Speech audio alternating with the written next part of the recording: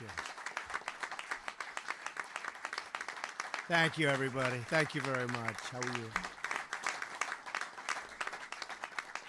Well, I want to thank everybody on stage. They are really a terrific team. We have some of the real winners in the audience, too, that I can tell you, some great, great people. I want to thank Vice President Pence, as always. He's right there, and he has really been a help to this administration. And we have some big things happening today, and we have some very big things happening over the next month. And I guess probably I can say over the next 8 years, I suspect I can say that. It's wonderful to be here with so many pioneers and visionaries from America's energy industry, great industry. I want to thank the leaders of our great energy companies for joining us today and for supporting our efforts to bring true wealth and prosperity to our people. I also, that's true. Come on, give yourself a hand. You deserve it. You deserve it. You've gone through 8 years of hell, and actually I could say even a little bit more than that. You deserve it. I also want to express our sincere gratitude to the labor union leaders and members who have joined us today. Thank you, fellas. Thank you. Thank you. Your workers embody the skill, grit, and courage that has always been the true source of American strength. They are great people. They break through rock walls, mine the depths of the earth, and reach through the ocean floor to bring every ounce of energy into our homes and commerce and into our lives. Our nation salutes you. You're brave, and you. Thank you very much. Thank you, fellas.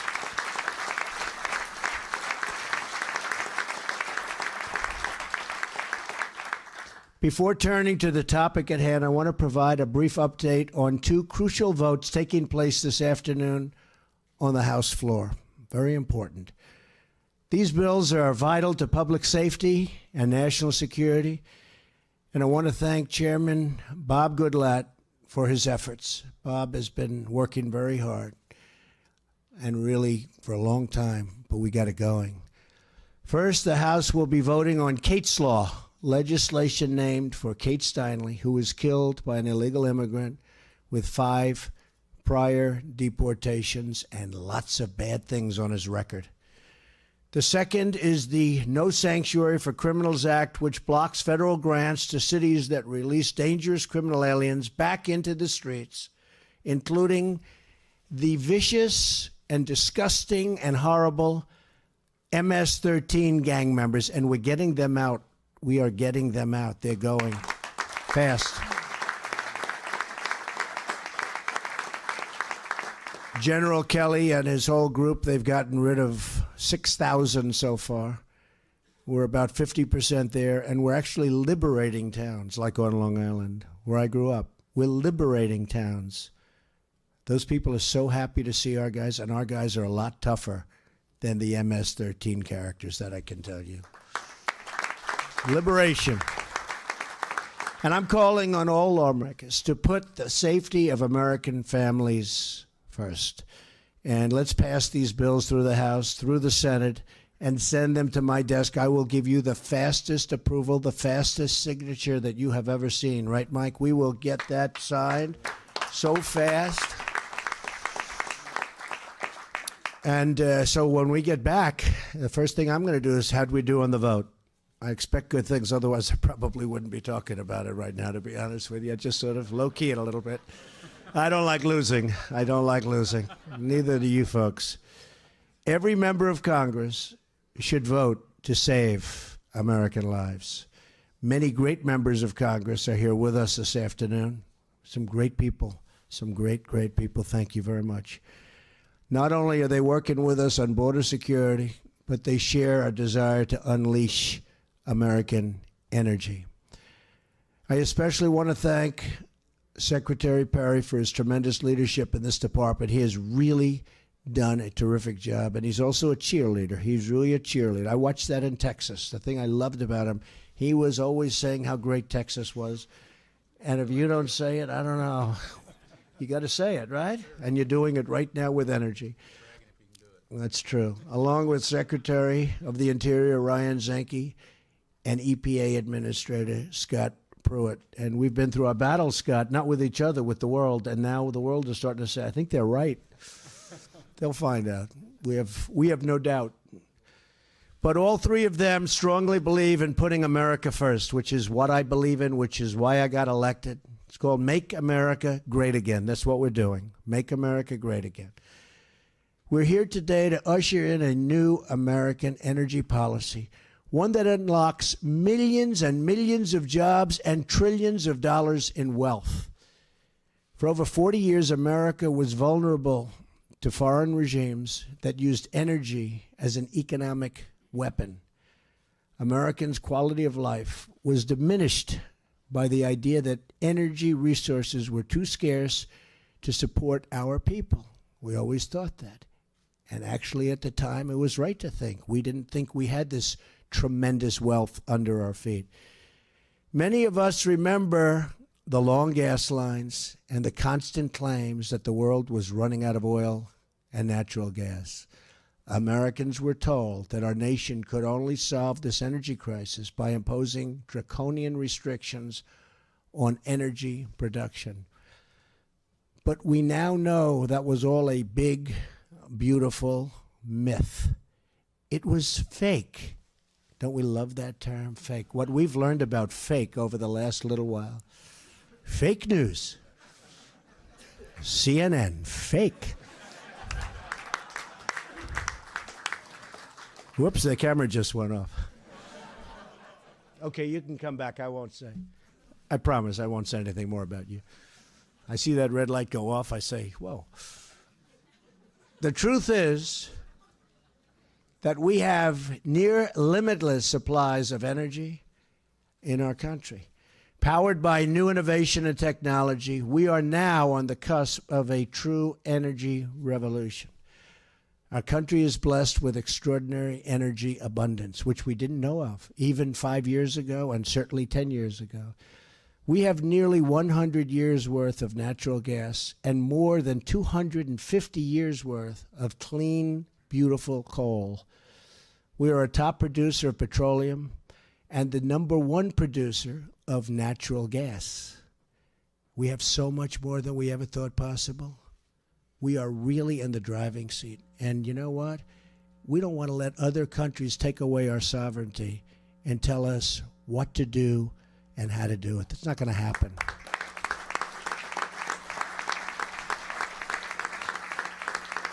With these incredible resources, my administration will seek not only the American energy independence that we've been looking for so long, but American energy dominance. And we're going to be an exporter.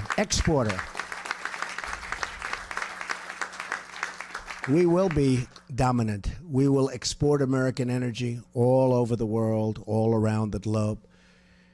These energy exports will create countless jobs for our people and provide true energy security to our friends, partners, and allies all across the globe.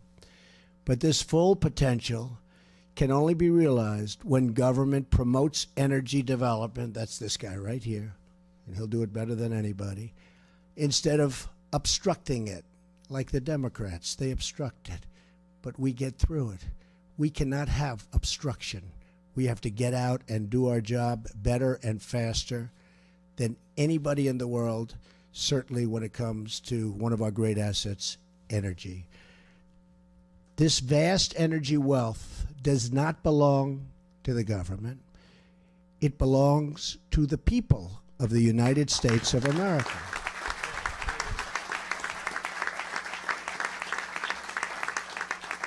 Yet for the past 8 years, the federal government imposed massive job-killing barriers to American energy development. Since my very first day in office, I have been moving at record pace to cancel these regulations and to eliminate the barriers to domestic energy production like never before. Job-killing regulations are being removed, and vital infrastructure projects are being approved at a level that they've never seen before. As you all know, I approved the Keystone XL pipeline and the Dakota Access pipeline in my first week. Thousands of jobs, tremendous things are happening. And by the way, I thought I'd take a lot of heat. I didn't take any heat. I approved them, that was it. I figured we'd have all sorts of protests. We didn't have anything. But I have to do, whether it's protesting or not, I have to do what's right. But people celebrate those two transactions as opposed to protesting. But sometimes you have to go out and just do it. And you find out whatever happens, happens. But you have to be right for the American people.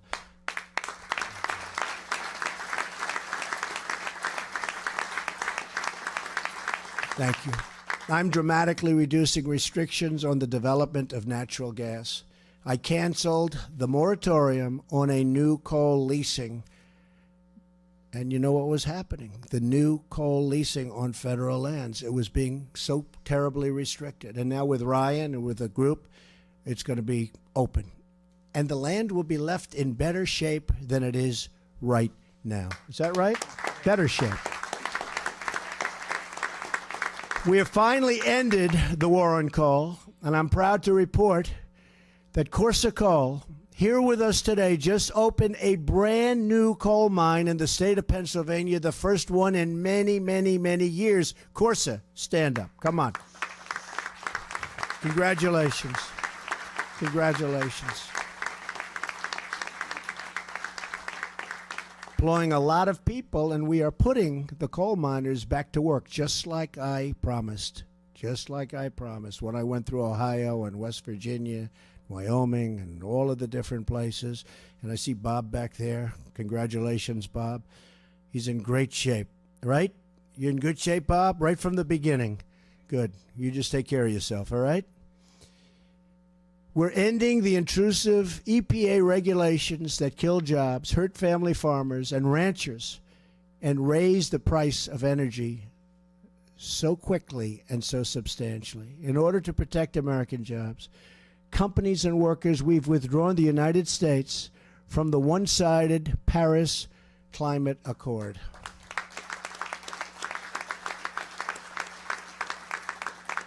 And I won't get into it, but believe me, that really put this country at a disadvantage. Number one, we weren't playing on the same field.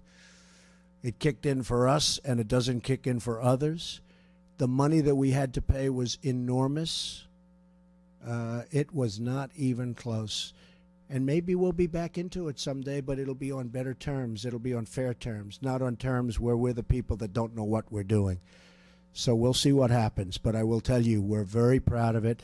And when I go around, there are so many people that say, thank you. You saved the sovereignty of our country. You saved our wealth, because we would have a hard time getting to this newfound wealth, and that's not going to happen with our country.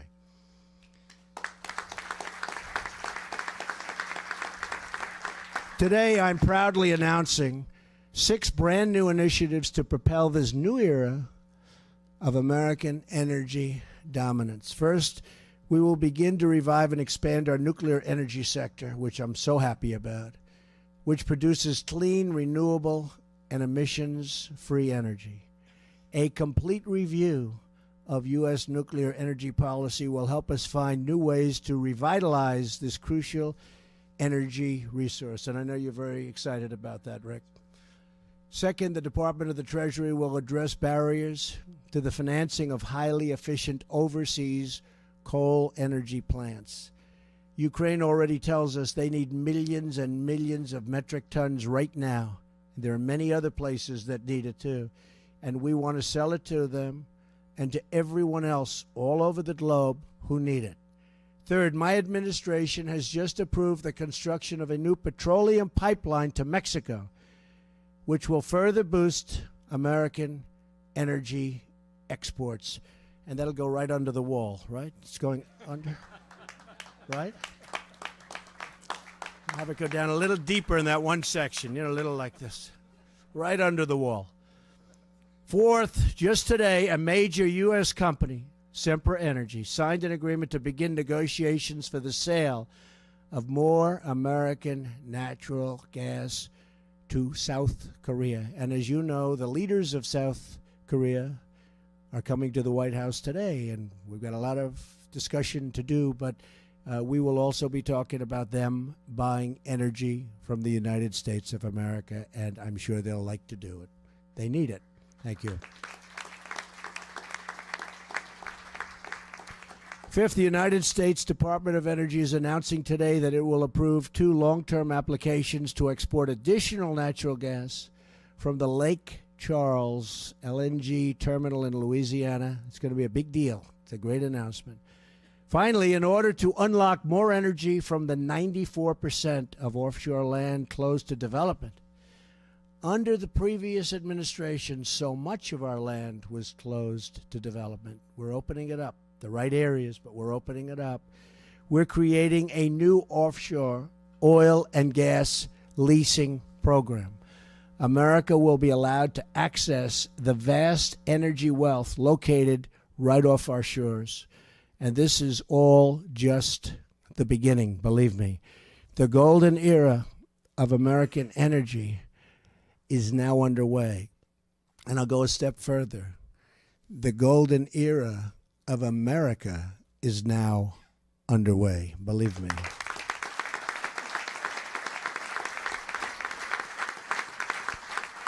And you're all going to be a part of it in creating this exciting new future. We will bring new opportunity to the heartland, new prosperity to our inner cities, and new infrastructure all across our nation. When it comes to the future of America's energy needs, we will find it, we will dream it, and we will build it. American energy will power our ships, our planes, and our cities. American hands will bend the steel and pour the concrete that brings this energy into our homes and that exports this incredible newfound energy all around the world. And American grit will ensure that what we dream and what we build will truly be second to none. We will be number one again all the way. We're going to make America great again. Thank you. God bless you, and God bless America. Thank you. Thank you very much. Thank you. Thank you. Thank you. Thanks, Alex.